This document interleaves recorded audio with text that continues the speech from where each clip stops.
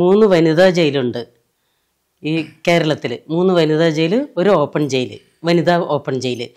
അപ്പോൾ ഈ വനിതാ ജയിലുകളിലേക്ക് വിടണമെങ്കിൽ ശിക്ഷ വരുമ്പോഴാണ് നമ്മളിവിടുന്ന് സബ് ജയിലിൽ നിന്ന് വിടുള്ളൂ. എണ്ണ, സോപ്പൊക്കെ കൊടുക്കാറുണ്ട്.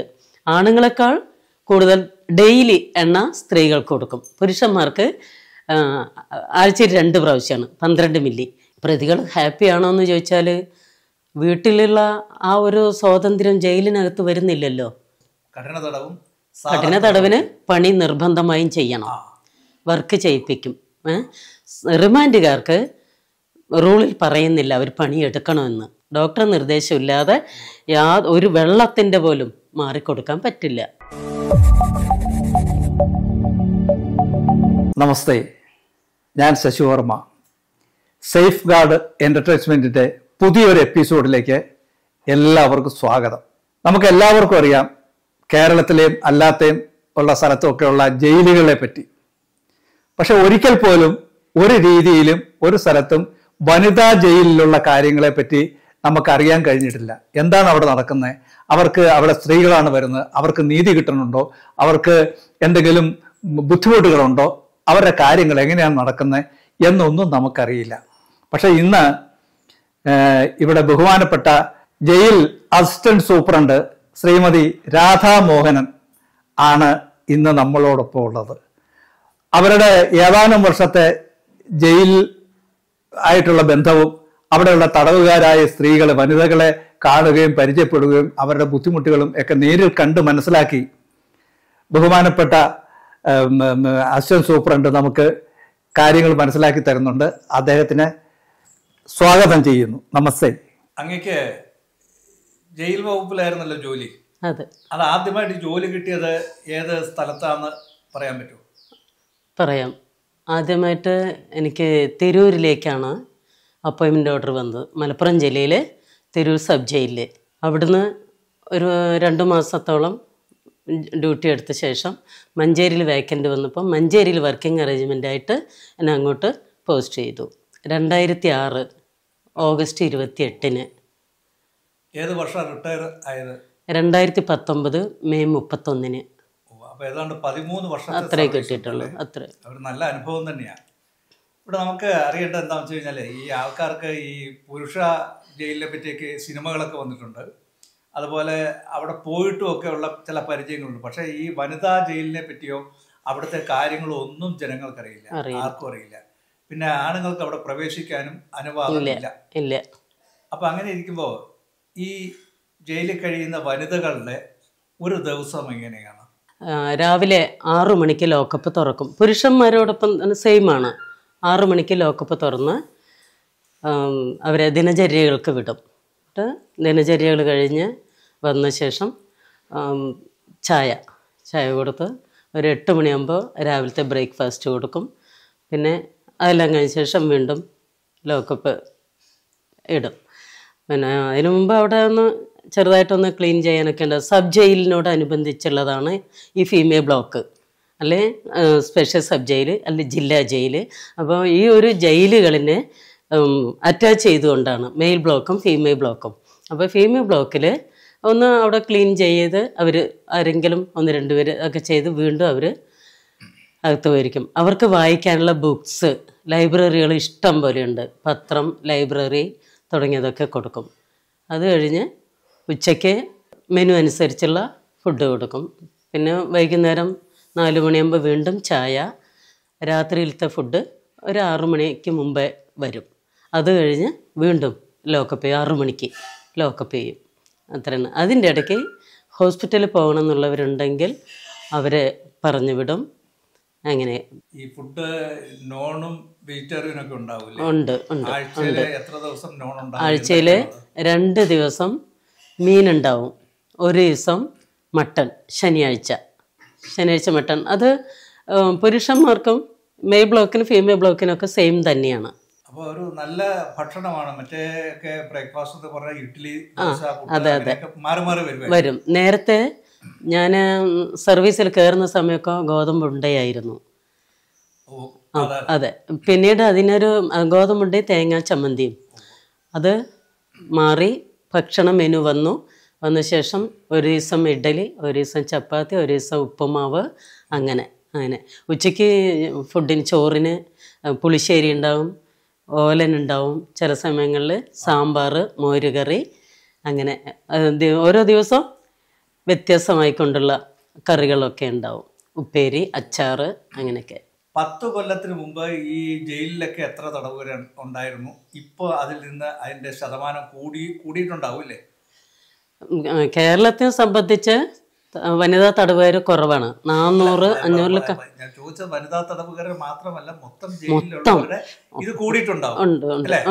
അപ്പൊ അങ്ങനെ കൂടാൻ കാരണം ഈ ഫുഡ് ഇങ്ങനെ ലാവിഷായിട്ട് നല്ല ഈ മട്ടനും ചിക്കനും ഇതെല്ലാം കൊടുക്കുന്നതുകൊണ്ട് മനഃപൂർവ്വം കുറ്റം ചെയ്തിട്ട് അങ്ങനെ വന്ന് ശിക്ഷ അനുഭവിച്ച് ജയിലിൽ കിടന്ന് ഈ ഭക്ഷണം കഴിക്കണവരുണ്ടോ എന്നാണ് ചോദിച്ചത്.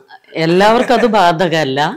ഹാബിച്വലായിട്ട് ഇങ്ങനെ ക്രൈം ചെയ്ത് വരുന്നവരുണ്ടല്ലോ, അവരൊക്കെയാണ്. പിന്നെ ഒക്കേഷനിൽ വരുന്നവരും ഉണ്ട്. അപ്പോൾ ജയിലിൻ്റെ സുഖം എന്ന് പറയാൻ പറ്റില്ല. നമുക്ക് പഴയ കാലം പോലെ അത്രയ്ക്ക് അങ്ങോട്ട് ഇതൊന്നുമില്ല. നമ്മൾ നിയമത്തിനനുസരിച്ച് ഉദ്യോഗസ്ഥരും പോകും, അതേ ഡിസിപ്ലിൻ അനുസരിച്ചുകൊണ്ട് തന്നെയാണ് വനിതാ തടവുകാരും. എന്നിരുന്നാലും ഇപ്പോൾ നേരത്തിന് ഫുഡ് അവർക്ക് എത്തിച്ചു കൊടുക്കുകയാണ്. അവരുടെ അസുഖങ്ങൾക്കുള്ള ട്രീറ്റ്മെൻറ്റ്, മരുന്ന്, അത് നമ്മൾ ഹോസ്പിറ്റലിൽ കൊണ്ടുപോയി എസ്കോർട്ട് ഹോസ്പിറ്റലിൽ കൊണ്ടുപോയി ഹോസ്പിറ്റലിൽ നിന്ന് ഡോക്ടർ നിർദ്ദേശിക്കുന്ന മെഡിസിൻ സമയാസമയങ്ങളിൽ കൊടുക്കുന്നത് ഉദ്യോഗസ്ഥരാണ്. അത് കൊടുത്ത് ഇപ്പോൾ വായിക്കാനും TV ഉണ്ട്, TV കാണാൻ പറ്റും. ഇപ്പോൾ ഫീമെയിൽ ബ്ലോക്ക് ആയതുകൊണ്ട് മറ്റാരും അങ്ങോട്ട് കടക്കില്ല, ആണുങ്ങൾ കാണില്ല. VIP ആയിട്ട് വരുന്ന ഒന്നുകിൽ ജഡ്ജി, DGP, DIG, സൂപ്രണ്ടിന് വരാം. അദ്ദേഹം ലോക്കപ്പ് മുമ്പായിട്ട് ഒന്ന് വന്നു പോകും. ലോക്കപ്പ് കഴിഞ്ഞാൽ ലോക്കപ്പ് തുറക്കില്ല, ഒരു കാരണവശാലും തുറക്കില്ല. അപ്പോൾ അതിനു മുമ്പ് തടവുകാരെ ക്ഷേമാന്വേഷണത്തിനായിട്ട് സൂപ്രണ്ട് റൗണ്ട്സിന് വന്നു പോകും, അത്രയേ ഉള്ളൂ. അപ്പോൾ ഇങ്ങനെയൊക്കെ സൗകര്യങ്ങളുണ്ടെങ്കിലും അവർക്ക് അതുപോലെ തന്നെ രാവിലത്തെ ഫുഡ് കഴിഞ്ഞ ശേഷം ഫുഡിന് മുമ്പ് കുളിക്കാൻ നമ്മൾ ദിനചര്യക്കായി വിടുമ്പോൾ എണ്ണ, സോപ്പൊക്കെ കൊടുക്കാറുണ്ട്. ആണുങ്ങളെക്കാൾ കൂടുതൽ ഡെയിലി എണ്ണ സ്ത്രീകൾക്ക് കൊടുക്കും. പുരുഷന്മാർക്ക് ആഴ്ചയിൽ 2 പ്രാവശ്യമാണ് 12 മില്ലി, ഇവർക്ക് 14 മില്ലി വെച്ച് ഡെയിലി എണ്ണ കൊടുക്കും. സ്ത്രീകൾക്ക് ആവശ്യങ്ങൾ കുറച്ച് കൂടുതലായിരിക്കും, സോപ്പിൻ്റെ ആണെങ്കിലും ഒക്കെ. അപ്പോൾ ആ ഒരു പരിഗണന. എന്നിരുന്നാലും ഇത്രയൊക്കെ സൗകര്യങ്ങൾ ഉണ്ടെങ്കിലും ആ ഒരു സെല്ല് അടച്ചു കഴിയുമ്പോൾ ഉള്ളിലൊരു വിങ്ങലുണ്ടാവില്ലേ? എന്ത് ക്രൈം ചെയ്ത് വന്നവരാണേലും വീണ്ടും ജയിലിലേക്ക് വരണം എന്ന് ആഗ്രഹിക്കില്ല എന്നാണ് എനിക്ക് തോന്നുന്നത്. ആ ഒരു പ്രയാസം ഉണ്ടാവുമല്ലോ സെല്ല് അടച്ചു കഴിയുമ്പോൾ. പിന്നെ സെല്ലിന് മുമ്പിൽ തന്നെയാണ് ഉദ്യോഗസ്ഥരും. ഇപ്പം നൈറ്റ് ആണെങ്കിലും നൈറ്റ് ഡ്യൂട്ടി ഉള്ളവരാണെങ്കിലും ഉറങ്ങുമൊന്നുമില്ല. കുറേ നേരം ഇവരെയൊക്കെ ഒന്ന് വീക്ഷിച്ച ശേഷം അവരൊന്ന് ഉറങ്ങി സൈലൻ്റാണ്, കുഴപ്പമൊന്നുമില്ല തോന്നിയെങ്കിൽ മാത്രം ഒന്നിരുന്ന് തലചായ്ക്കും. അപ്പോഴും ഏത് സമയത്തും വിളി വരാം, ഉദ്യോഗസ്ഥർ ഡ്യൂട്ടിയിലാണോ എന്നുള്ള ചോദ്യം വരും. അപ്പം അത് എല്ലാവരും അലർട്ടായി തന്നെ ഇരിക്കും. യാതൊരുവിധ അനാസ്ഥയും ഉദ്യോഗസ്ഥരുടെ ഭാഗത്തുനിന്നും വരില്ല. പിന്നെ പ്രതികൾ ഹാപ്പിയാണോ എന്ന് ചോദിച്ചാൽ വീട്ടിലുള്ള ആ ഒരു സ്വാതന്ത്ര്യം ജയിലിനകത്ത് വരുന്നില്ലല്ലോ, ഒരു വ്യത്യാസമുണ്ട്. ഇപ്പോൾ ഈ ബഹുമാനപ്പെട്ട കോടതി ശിക്ഷിച്ചിട്ടാണല്ലോ ഇവരെ ഒക്കെ ജയിലിലേക്ക് അടയ്ക്കുന്നത്. അങ്ങനെയല്ല, അല്ല ഈ പുരുഷ തടവുകാരെ, സ്ത്രീ തടവുകാരെയൊക്കെ അവിടെ അത് ബോധ്യപ്പെട്ട് ശിക്ഷിച്ചിട്ടാണ് ഇത്ര ഇത് വരുന്നത്. അപ്പൊ അങ്ങനെ വരുമ്പോൾ അതിൽ തന്നെ വിഭാഗങ്ങളുണ്ട്. ഓരോ വിഭാഗം ഈ ഇപ്പൊ എന്താ പറയുക, വധശിക്ഷയ്ക്ക് വിധിക്കപ്പെട്ടവര്, ഈ എന്താ പറയുക ജാമ്യമില്ലാ വകുപ്പ് ചെയ്ത് അങ്ങനെയൊക്കെ ഉള്ള ഒരു കഠിന ശിക്ഷ അനുഭവിക്കുന്നവർ, അങ്ങനെ വിഭാഗങ്ങളൊക്കെ തിരിച്ചിട്ടുണ്ടോ? ഇങ്ങനെ വരെ ശിക്ഷിക്കുക എന്നുള്ളത് വിചാരണ നേരിട്ട് കഴിഞ്ഞതിന് ശേഷം വരുന്നതാണ് ശിക്ഷ. ഒരു ഞാൻ സബ് ജയിലുകളിൽ വർക്ക് ചെയ്തിട്ടുള്ളൂ. 3 വനിതാ ജയിലുണ്ട് ഈ കേരളത്തിൽ. 3 വനിതാ ജയിൽ, ഒരു ഓപ്പൺ ജയിൽ, വനിതാ ഓപ്പൺ ജയിൽ. അപ്പോൾ ഈ വനിതാ ജയിലുകളിലേക്ക് വിടണമെങ്കിൽ ശിക്ഷ വരുമ്പോഴാണ് നമ്മളിവിടുന്ന് സബ് ജയിലിൽ നിന്ന് വിടുള്ളൂ. അല്ലെങ്കിൽ നമുക്ക് ലോകകപ്പ് അധികമായാൽ ഏറ്റവും അടുത്തുള്ള ജയിലേതോ അങ്ങോട്ട് വിടും. ഇവിടെ നമുക്ക് സ്ഥലപരിമിതി ഉള്ളത് കൊണ്ട്. അപ്പം നമുക്ക് വരുന്നത് ശിക്ഷിച്ചിട്ടല്ല ആദ്യം വരിക. ഒരു പ്രതി എന്ന് സംശയിക്കുന്ന ഒരാൾ, കുറ്റം ചെയ്തു എന്ന് സംശയിക്കുന്ന ഒരാളെ ജനങ്ങളറിഞ്ഞ് അവർക്കൊരു പരാതി പോയി പോലീസ് അത് വന്നൊന്ന് വെരിഫൈ ചെയ്ത് പോലീസ് അറസ്റ്റ് ചെയ്ത് അതിനുശേഷം മജിസ്ട്രേറ്റ് മുമ്പേ ഹാജരാക്കി മജിസ്ട്രേറ്റ് റിമാൻഡിലാണ് നമുക്ക് ആദ്യം തരിക. റിമാൻഡ് കഴിഞ്ഞിട്ടാണ് 14 ദിവസത്തെ റിമാൻഡ് വെക്കാം. അപ്പോൾ അല്ലെങ്കിൽ 1 മാസം വരെ സെഷൻസ് കോർട്ടിന് വെക്കാം.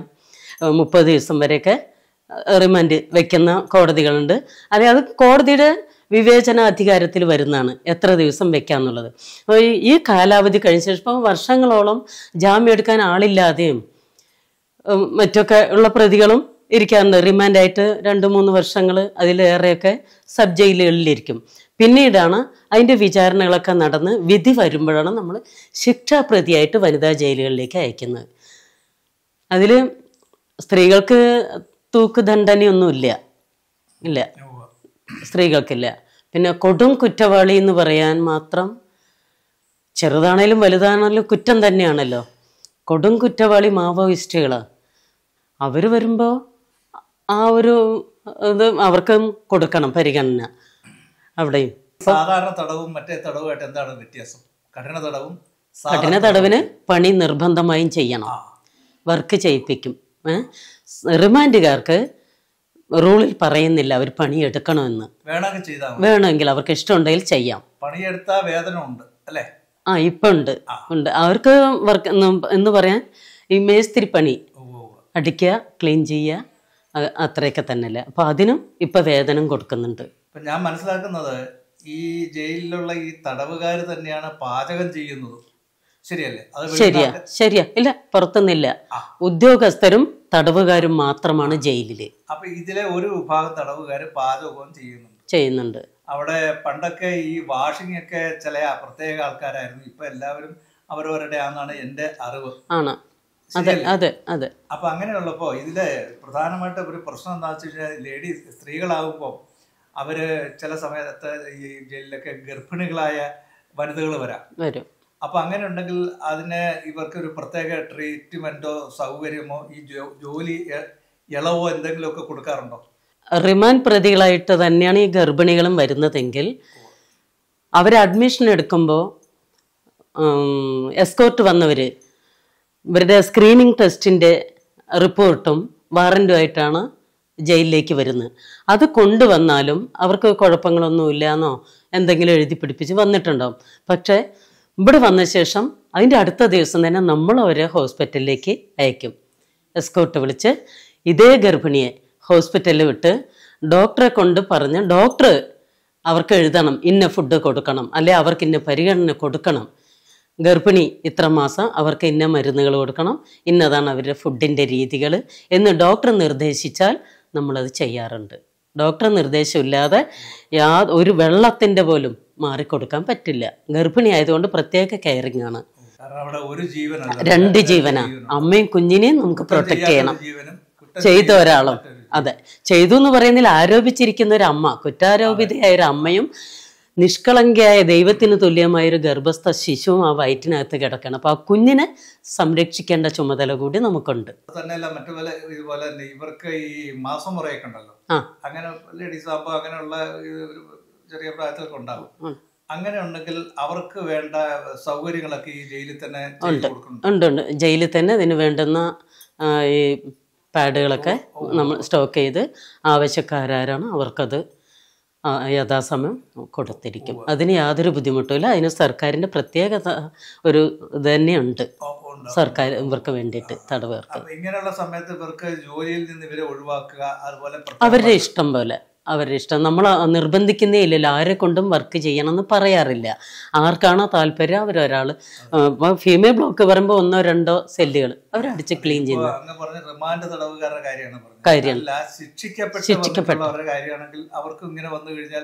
പരിഗണന കൊടുക്കും, ഗർഭിണിയെ ബുദ്ധിമുട്ടിക്കില്ല. ഇങ്ങനെ ഈ മാസമുറ അങ്ങനെയൊക്കെ ഉള്ളവർക്ക് കൊടുക്കും. ജോലി ചെയ്യണം അല്ലേ? ഇല്ല, മാറ്റി നിർത്തില്ല. അവർക്ക് താല്പര്യമാണെങ്കിൽ ചെയ്യാം, നിർബന്ധിക്കുന്നേ ഇല്ല. മാസമുറ എന്ന് പറയുന്നത് അപ്പൊ ഒരു രോഗമല്ല, ഒരു ശാരീരികമായി ഉണ്ടാകുന്ന ഒരു അസ്വസ്ഥതയും ഉണ്ടാവും. അത് അങ്ങനെ ഒരു സംഭവം വരുമ്പോൾ ചില സ്ത്രീകൾ വല്ലാതെ ബുദ്ധിമുട്ടുന്ന ക്ഷീണിക്കുന്ന ഒരു അവസ്ഥയുണ്ടാവും ഈ ഒരു പീരീഡ് കാലം. അപ്പോൾ മാനുഷിക പരിഗണന കൊടുക്കാറുണ്ട്. വനിതാ ജയിലിലെ വിശേഷങ്ങൾ ഇവിടെ അവസാനിക്കുന്നില്ല. ഇനിയും തുടരും.